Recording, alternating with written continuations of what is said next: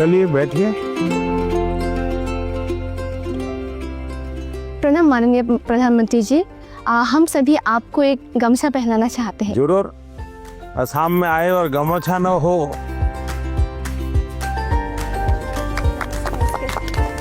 वाह। उनका जो प्रेजेंस है ना वो बहुत ही कामिंग है, लाइक रिलैक्स जैसा लग गया। बैठे रहने पर जो एंजाइटी होती है सब निकल गया। उनके साथ एक साथ बहुत बातें की फिर हमने। अच्छा, आप लोगों ने परीक्षा पे चर्चा कार्यक्रम पहले कभी देखा है टीवी? हाँ सर।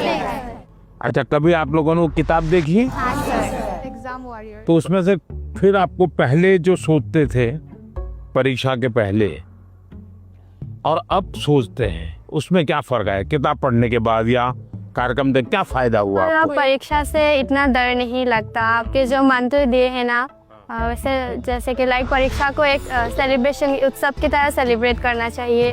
तो अब थोड़ा थोड़ा परीक्षा की तरफ से मतलब डर कम रहा है। पर लेकिन डर तो घर के लोग डराते हैं ना। हाँ सर। हाँ? पूछते हैं कि लाइक वो एक नंबर कहा गया, क्यों कटा एक नंबर। जीवन में अगर संतोष हो जाता बस बहुत हो गया, अब क्या, तो फिर जीवन में प्रगति नहीं होती।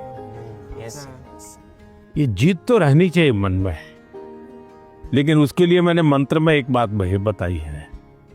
सर हमें किसी और से प्रतियोगिता नहीं करना या शाबाश।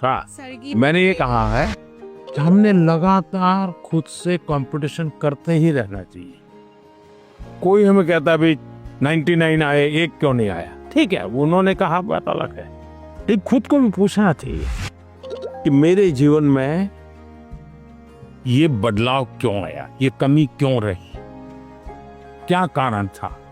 अच्छा, आपके मन में कुछ सवाल होंगे तो जरूर पूछिए। मेरा आपसे यह प्रश्न है कि मैंने सुना है कि आप अपने रोजमर्रा की जिंदगी में एक पर्टिकुलर डाइट हेल्दी रहने के लिए फॉलो करके चलते हैं। तो हम छात्र ऐसा कौन सा मैजिकल डाइट फॉलो करके चले जिससे कि हम एनर्जाइज्ड और फोकस रह पाए और हमारा सबसे बेहतर प्रदर्शन आ पाए परीक्षाओं में? हकीकत ये है कि मेरा कोई डाइट का सिस्टम ही नहीं है, क्योंकि मैं पहले अलग अलग परिवारों में भोजन करता था, तो इतना ही रहता था कि मैं वेजिटेरियन हूँ तो वेजिटेरियन खाऊंगा। फिर उस घर में जो होता था वो मैं खाता था।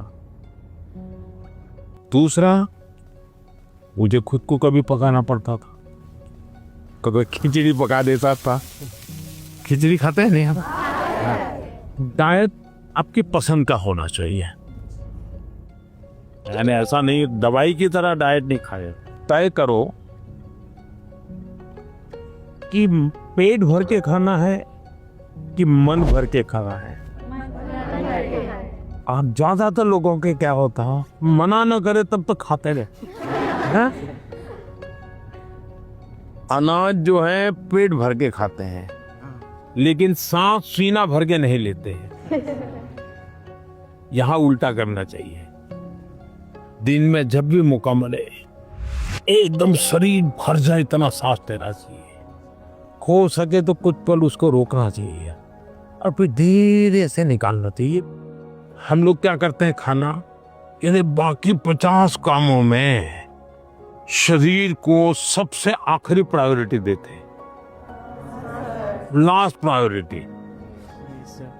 अच्छा, आप में से कितने लोग हैं जिन्होंने नियम बनाया कि हम सूर्योदय देखेंगे या नहीं देखेंगे? ऐसे कितने? सनराइज। ये शरीर को ये चीजें एक ताजगी देती हैं, एक एनर्जी देती हैं। इनको हमने आदत बनाई है, शरीर को सबसे पहले प्रायोरिटी दिलाती। सर अक्सर हमारे माता पिता हमारे दोस्तों के साथ हमारी तुलना करते हैं, परंतु उससे ज़्यादा दबाव हम पर तब पड़ता है जब हमारे अपने घर वालों या भाई बहनों से तुलना की जाती है। तो ऐसी परिस्थिति में हमें क्या करना चाहिए? मान लीजिए कह दिया पिताजी ने कि देख तेरी बहन के अक्षर कितने बढ़िया है, उसके हैंडराइटिंग कितने अक्षर है, तो अच्छा व्यक्ति क्या करेगा? उस बहन को कहेगा बहन मुझे सिखाओ ना, मैं कैसे हैंडराइटिंग अच्छा बनाऊं। दूसरा क्या करेगा? बस ये माँ पापा माँ को बहन ही अच्छी लगती है, उसके हैंड राइटिंग अच्छे लगते। मैं इतनी मेहनत कर रहा हूँ, देखते नहीं है। अगर परिवार में भी किसी एक की अच्छाई की बात होती है तो हमने उस भाई या उस बहन से उसकी अच्छाइयों को सीखने का प्रयास करना चाहिए और पिता माता को कहना चाहिए कि आपने अच्छी बात बताई, ये चीज मेरे में नहीं है, मुझे बताइए मैं कैसे इसको तैयार करूं। तो पिता माता का आपकी तरफ देखने का, देखिए ये बुरा नहीं मानता है, ये इसमें से सीखने का प्रयास करता है। कंपैरिजन से माँ बाप ने बचना चाहिए और मैं हर माँ बाप से कहता हूं कि कृपा करके आप परिवार में किसी के सामने उतनी तारीफ न करें ताकि बच्चे की आदत खराब हो जाए। इतनी तारीफ न करें एक बच्चे की कि दूसरे बच्चे को लगे कि देखो हर बार ये तो इसकी बात दुनिया में बताते रहते, मेरी को बताते नहीं। परिवार में अगर निकट हमसे कोई ज्यादा अच्छा है, हमें मनोमन उसको गुरु मान लेना चाहिए। उसको पता नहीं होना चाहिए कि आप उसको गुरु मानते हैं। अब उसको कहना चाहिए यार तुम बैडमिंटन बहुत बढ़िया खेलते हो, मेरी गलती क्या होती है मुझे सिखाओ, तो वो भी अपने आप को बड़ा नहीं मानेगा, वो कहेगा यार ये मेरे से सीखना चाहता है, वो अपने को बराबर ही मानेगा। नर्वसनेस तो ऑब्वियसली थी ही, पर साथ में बहुत उत्साहित भी फील हो रहा था, बहुत खुशी हो रही थी कि मैं मोदी जी से मिलने वाली हूँ। मतलब मुझे लगा नहीं था ऐसा मेरे साथ कभी होगा, पर जब हुआ तो बहुत ही खुशी हुई। अक्सर छात्रों को स्टेज में या फिर लोगों के सामने बात करने में तकलीफ होती है। इसमें आत्मविश्वास बढ़ाने के लिए आप हमें क्या सलाह देना चाहेंगे? तो आप अगर उनको सलाह देनी है तो क्या दोगे? हाँ, आइए मेरे पास, आगे आगे सब लोग आइए। अगर किसी को 1 2 3 में कहना है तो कैसा है? सर, आत्मविश्वास रखना चाहिए। हाँ, ये आत्मविश्वास जो है ना, उसमें 2 शब्द है। 2 शब्द कौन कौन से? जिसका अपने आप पर विश्वास है उसको कभी डर नहीं लगता। आपको अपने पर विश्वास है क्या? अगर खुद पर विश्वास है तो आप हर चीज को पार कर सकते हैं। जिसको खुद पर विश्वास होता है करता क्या है? पूरी परिस्थिति का मनोमन अध्ययन करता है। आपने स्वामी विवेकानंद जी का ने एक चिट्ठी लिखी थी जब शिकागो में उनका भाषण हुआ, जो बहुत प्रसिद्ध भाषण है और विवेकानंद जी की बहुत तारीफ भी होती है। लेकिन उन्होंने अपने एक शिष्य को चिट्ठी लिखी, जब मुझे शिकागो में बोलना था मैं बहुत नर्वस हो गया कि दुनिया के इतने बड़े बड़े विद्वान, आयु में इतने बड़े बड़े लोग, इतने तपस्वी लोग, मैं क्या बोलूंगा। तो उन्होंने उसको लिखा मैं बहुत आप, और फिर बोले, मैंने मन में माँ सरस्वती को याद किया और माँ सरस्वती को मैंने प्रार्थना की, माँ मुझ में जितनी शक्ति है उसको जगा दो, जो कुछ मैं सीखा हूं वो एक साथ मेरे जुबा पे आ जाए। बोले मैंने ऐसी प्रार्थना की और मैं गया मंच पे, और जब मैंने sisters and brothers of America ऐसा कहता ही 2 मिनट तक तालियां बजती रही। बस वो एक टर्निंग पॉइंट बन गया, विश्वास आ गया। नहीं, मैं सोचता था बस मैं नहीं हूं, मेरे भीतर तो कुछ है, आत्मविश्वास आ गया।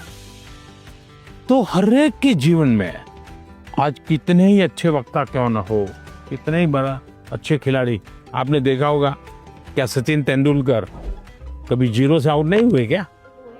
होता है तो वो सर पकड़ के बैठ गए क्या? इसका मतलब हुआ हम जो स्थिति है उसको ऑब्जर्व करें, सिचुएशन को एक बार अंदाज कर लेना चाहिए। ऐसा हुआ था, अब देखना आपको लगेगा हाँ अरे ठीक है मैं कर लूंगा। जो आत्मविश्वास शब्द है ना, उसको सच्चे अर्थ में जीवन में समझना चाहिए। आत्मा की बात है, खुद की बात है, कोई ठीक नहीं कर पाए, हमें ही करना होता है। मैं आपके सामने गाना प्रस्तुत करना चाहूंगी। हाँ, गाना सुनाओगी? हाँ, डॉक्टर भूपेन हाजरिका का। अरे वाह, बताइए।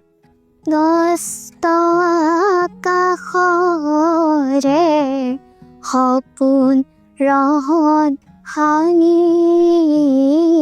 ক্লান্ত লুই তৰে হেঙুলীয়া পানী हमारे गांव में हमारे घर के पास माईजान टी स्टेट है। वहाँ पर मेरी मामी 8 सालों से चाय पत्ती तोड़ने की काम करती है। ओ, तो आप चाय बागान से है। यस। आप पढ़ती हैं अच्छी तरह, माँ पढ़ाती है और चाय का भी काम करती है। तो क्या लाई हो? आपके लिए चाय पत्ती लाई। तो मुझे चाय बनानी होगी। हैं? चलिए बहुत बहुत धन्यवाद। आपकी माँ को हमारा प्रणाम कह देना। मैंने कभी सोचा ही नहीं था कि टी गार्डन का लड़का होकर मैं प्रधानमंत्री जी से मिल पाऊंगा। मुझे विश्वास ही नहीं हो रहा है कि मैं प्रधानमंत्री जी से मिल पाया। इतना जनरेशन गैप होने के बाद भी जब वो हमारे बातों को समझते हैं, मतलब बहुत अच्छा लगा। आपने देखा कि कैसे एग्जाम की बात तो हुई ही, साथ ही लोकल संगीत, असम की चाय, वो भी परीक्षा पे चर्चा का यादगार हिस्सा बन गई।